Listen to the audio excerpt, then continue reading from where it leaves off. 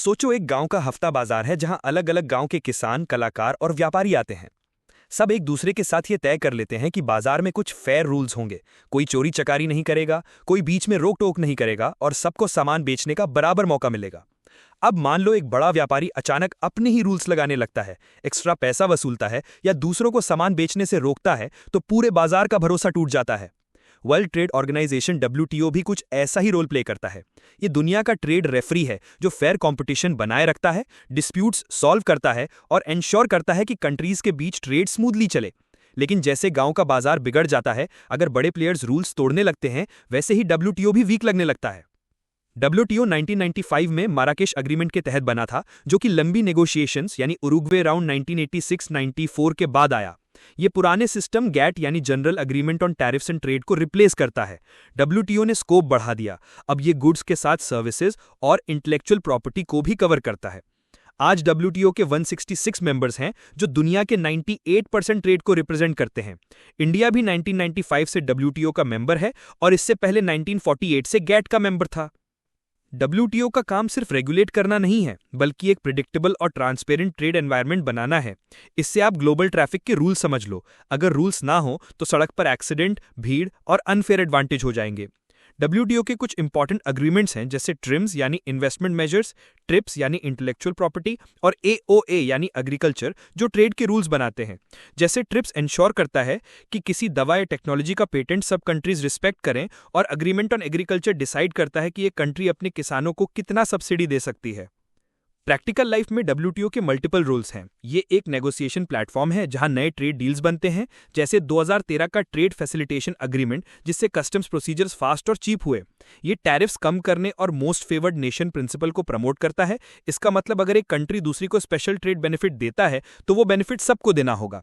ये transparency monitor करता है, ट्रेड पॉलिसीज रिव्यू करता है और इंश्योर करता है कि कंट्रीज अपने नए टैरिफ्स, सब्सिडीज और रेगुलेशंस की इंफॉर्मेशन शेयर करें। ये वीकर इकोनॉमीज को भी हेल्प करता है, उन्हें ट्रेनिंग देता है, जैसे aid for trade initiative LDCs को कॉम्पिटिटिव बनाता है।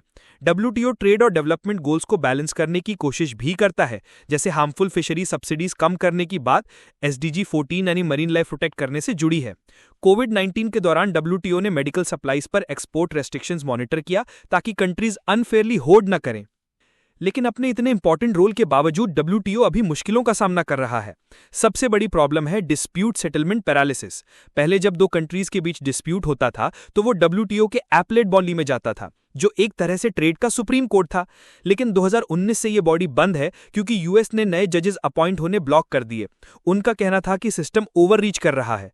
अब countries appeal into the void कर देती हैं, मतलब केस रिजॉल्व ही नहीं होता। इससे WTO की क्रेडिबिलिटी को नुकसान हुआ है। नेगोशिएशंस भी अटक गई हैं। 2001 का दोहा डेवलपमेंट राउंड, जो डेवलपिंग नेशंस के लिए फेयर ट्रेड लाना चाहता था, एग्रीकल्चर और सब्सिडीज पर अग्री ना होने की वजह से कोलैप्स हो गया। इसके पैरेलल रीजनल ट्रेड डील्स जैसे EU, ASEAN और बड़े पैक्ट्स जैसे RCEP बढ़ रहे हैं। ये WTO के मल्टीलेटरल विजन को वीक करते हैं और ग्लोबल ट्रेड को छोटे एक्सक्लूसिव क्लब्स में तोड़ देते हैं। प्रोटेक्शनिज्म भी बढ़ रहा है। कंट्रीज गैट आर्टिकल 21 का नेशनल सिक्योरिटी एक्सक्यूज यूज करके यूनिलेटरल टैरिफ्स लगा रही हैं। US चाइना ट्रेड वॉर इसका सबसे बड़ा एग्जाम्पल है। रशिया यूक्रेन कॉन्फ्लिक्ट ने भी डिसरप्शंस और बढ़ा दिए। एक और बड़ी चैलेंज है कि WTO नए ट्रेड रियलिटीज के साथ पेस में नहीं है। अब ट्रेड सिर्फ स्टील या वीट का नहीं है, अब डिजिटल सर्विसेज, ई-कॉमर्स और क्लाइमेट रिलेटेड बैरियर्स भी हैं।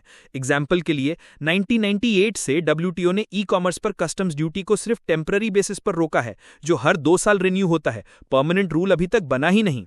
वैसे ही ग्रीन सब्सिडीज और कार्बन बॉर्डर टैक्स जैसे EU का CBAM के इशू भी हैं, जहां WTO के पास क्लियर रूल्स नहीं है। सेल्फ डेजिग्नेशन का इशू भी है। कोई भी कंट्री खुद को डेवलपिंग कंट्री डिक्लेयर करके ट्रेड बेनिफिट्स ले सकती है। चाइना जैसी बड़ी इकोनॉमी भी अभी डेवलपिंग कंट्री का बेनिफिट क्लेम करती है, जो डेवलप्ड नेशंस को पसंद नहीं आता। इन सब प्रॉब्लम्स के चलते रिफॉर्म्स अर्जेंट हैं। सबसे पहले डिस्प्यूट सेटलमेंट सिस्टम को रिवाइव करना होगा, US की कंसर्न्स एड्रेस करते हुए और केसेस को फास्ट ट्रैक करते हुए।